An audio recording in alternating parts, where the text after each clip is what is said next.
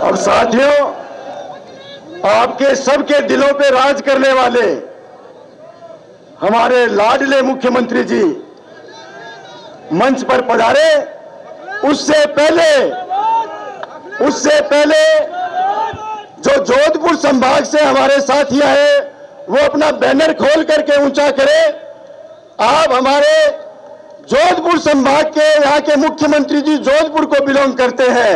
जोधपुर के निवासियों की तरफ से आपको आमंत्रण है।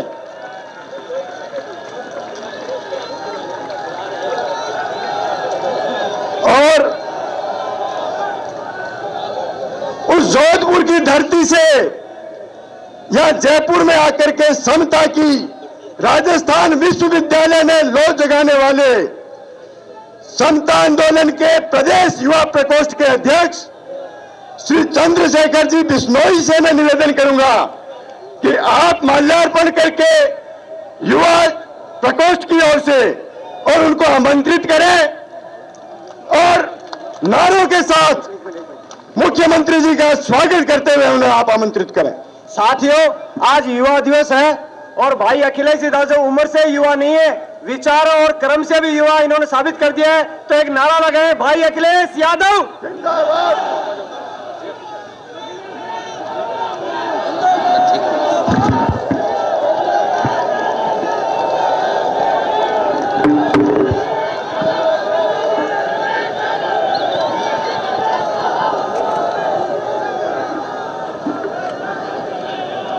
इस समता आंदोलन के अध्यक्ष पराशर नारायण शर्मा जी, मंच पर उपस्थित समाजवादी पार्टी के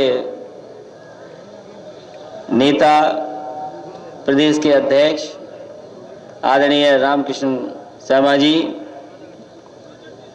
इस मंच पर उपस्थित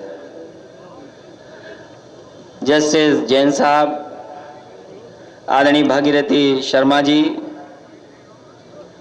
नागराज जी जो कर्नाटक से चल करके आए, और यहाँ पर मैं समझता हूँ इन दोनों आंदोलनों से जुड़े हुए बहुत ही वरिष्ठ और सम्मानित सभी हमारे इस मंच पे बैठे हुए नेतागण और इस आंदोलन को आगे बढ़ाने वाले इस सभा में उपस्थित सभी हमारे आदरणीय बुजुर्ग, नौजवान साथी, पत्रकार बंधुओं और बड़ी संख्या में हमारे सभी सरकारी कर्मचारियों, मैं अपने समाजवादी साथियों का भी धन्यवाद दूंगा और बड़ी संख्या में जो पत्रकार साथी हैं उनका भी बहुत बहुत धन्यवाद कि इस कार्यक्रम को आपने सबने मिलकर के सफल बनाया है। मैं आप सबको और जितने भी आंदोलन से वरिष्ठ लोग जुड़े उनका बहुत बहुत धन्यवाद और आभार प्रकट करूंगा इस मौके पर। और जब से आपने मुझे सम्मान करके साफा पहनाया है तब से थोड़ा सर ज्यादा गर्म हो गया है और मुझे वो बात याद आ गई है कि जब मैं धौलपुर में यहाँ बगल में पढ़ता था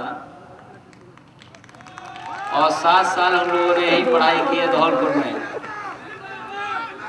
और टूर में लेकर के आते थे हम लोगों को दिखाने घुमाने के लिए। तो जब हम बच्चे थे, छोटे थे, तो यहाँ पर जयपुर में हमें घुमाने लाया गया था और जो घुमाने पे हमें चीजें दिखाई गई थी, हवा महल दिखाए अभी दिया है सम्मान में। और तभी मेरे बगल में बैठे थे, मैंने उनसे पूछा यहाँ एक तोप भी थी कहीं पर आमेर या जयगढ़ में। और जब गाइड और वहां के लोग मुझे दिखाने ले गए थे उस किले पर, तो उन्होंने ये कहा कि ये तोप एक ही बार चली है।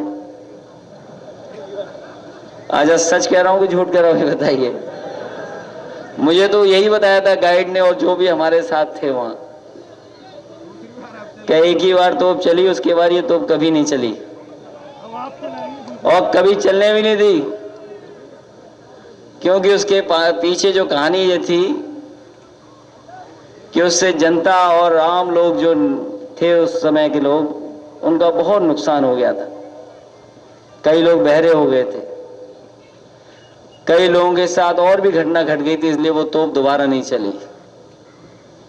मैं समझता हूं आपके सामने चुनाव आ गया है और जब आप लोग मतदान करोगे तो ये कांग्रेस और बीजेपी का पता नहीं लगेगा, ऐसी तोप आप चला देना। क्योंकि लोकसभा में ये सही है कि ये सौभाग्य हम लोगों को प्राप्त में हुआ। नागराज जी जो लड़ाई लड़े और जिसका फैसला सुप्रीम कोर्ट ने सुनाया, ये सही है कि बहुत लोग घबरा जाते हैं ऐसे कारण, ऐसे फैसले को लागू करने के लिए। लेकिन मैं आपकी भावना से जुड़ता हूं और हमारे तमाम वरिष्ठ नेताजी से लेकर के और तमाम साथियों ने यही कहा कि जो पदोन्नति में आरक्षण ये बहुत बड़ा अन्याय है, बहुत बड़ा धोखा है। और जैसे ही हमारे सामने फाइल आई उस पर तुरंत हम लोगों ने दस्तखत कर करके उस पदोन्नति आरक्षण को खत्म कर दिया। तब अभी मुझे बताया कि बगल में ही विवेकानंद जी का भी कार्यक्रम चल रहा है, उनके स्मृति में, उनको याद में युवा सम्मेलन चल रहा है। वहां भी इस प्रदेश के मुख्यमंत्री हैं, शायद मुख्य अतिथि हैं वहां, तो बहुत दूरी नहीं है, बहुत बगल में हम लोग दोनों लोग। तो मैं समझता हूं इनका माइक बहुत अच्छा होगा, स्टेडियम में तो जा रहा होगा। और अगर स्टेडियम में आवाज नहीं जा रही होगी तो यहाँ सरकारी अधिकारी तो बहुत होंगे, LIO वाले जो सूचना दे रहे होंगे,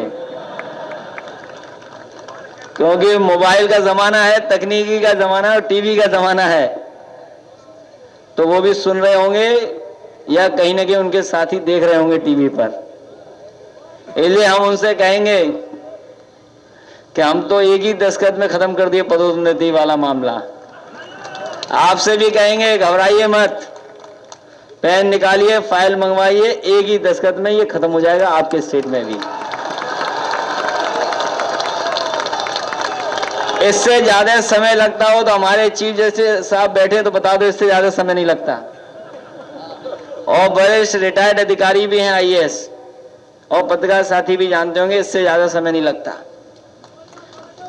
क्योंकि पदोन्नति का मामले में इतना अन्याय है जिसकी आप कल्पना नहीं कर सकते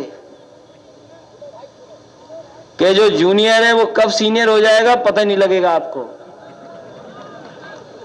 और जो सीनियर होगा वो कितना जूनियर हो जाएगा उसका भी पता नहीं लगेगा आपको। तो ये हालत पैदा कर रहे हैं, ये हमारे समाज को संकट में डालने का काम कर रहे हैं, समाज को संकट में डाल रहे हैं। हम आरक्षण के खिलाफ नहीं, हम सहमत हैं आपसे, आपकी लड़ाई से। क्या जितने लोग बैठे हैं आरक्षण के खिलाफ नहीं, लेकिन पदोन्नति के आरक्षण के पक्ष में हम लोग कभी नहीं हो सकते।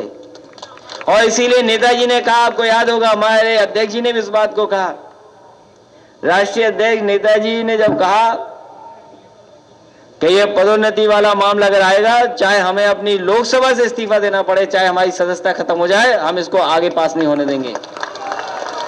और आपने देखा होगा केवल समाजवादी पार्टी बची रही, वहां पर कोई पार्टी नहीं थी जो आपका सहयोग कर रही हो, मदद कर रही हो, केवल समाजवादी पार्टी लड़ाई लड़ रही थी वहां पर। और ऐसी परिस्थिति आ गई थी कि जाने कितने लोग घेर लेते हम लोगों को लोकसभा में, हमारे सांसदों को। लेकिन हम बधाई देना चाहते हैं नेताजी को, तमाम हमने लोकसभा के सांसदों को, जिन्होंने परवाह नहीं की अपनी सदस्यता की और उस बिल को वहीं पर छीन लिया जाकर के।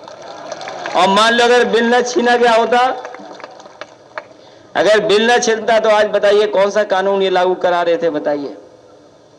हमारा पूरे देश को बर्बाद कर देते ये लोग। ये तो नारायण जी 26 साल लड़े तब इन्हें मुक्ति मिली, तब हम लोग कहीं रास्ता निकाल पाए उत्तर प्रदेश में 26 साल की लड़ाई के बाद। तो ये संकट पैदा कर रहे हैं लोग, और पता नहीं किसका डर है इनको। और जनता में नहीं जाना है कि अभी चुनाव भी तो है, बहुत दूर नहीं है चुनाव। क्यों? लोकतंत्र में यही तो ताकत है जो सामने बैठी है। आज अगर लोकतंत्र की वजह से ही तो हम लोग इस ताकत पे बने हैं, कुर्सी पे बैठे हैं। अगर हमारा निर्णय गलत होता, फैसला गलत होता, योजना गलत होती, तो जनता हमें नकार देती, जनता हमें पीछे कर देती। वहां दोनों दलों को पीछे कर दिया है। हम आपसे भी अपील करेंगे, आप सबसे, कि आप लड़ाई जिस तरह लड़ रहे लड़ते रहिए, हम आपके साथ हैं और किन्हीं परिस्थितियों में आपको लड़ना पड़ेगा, हम लोग साथ हैं आपके। क्योंकि ये घबरा जाते हैं। एक पार्टी है हमारे यहाँ एक पार्टी है जिसका नाम अभी ले दिया था, कहते हैं कि वो बहन जी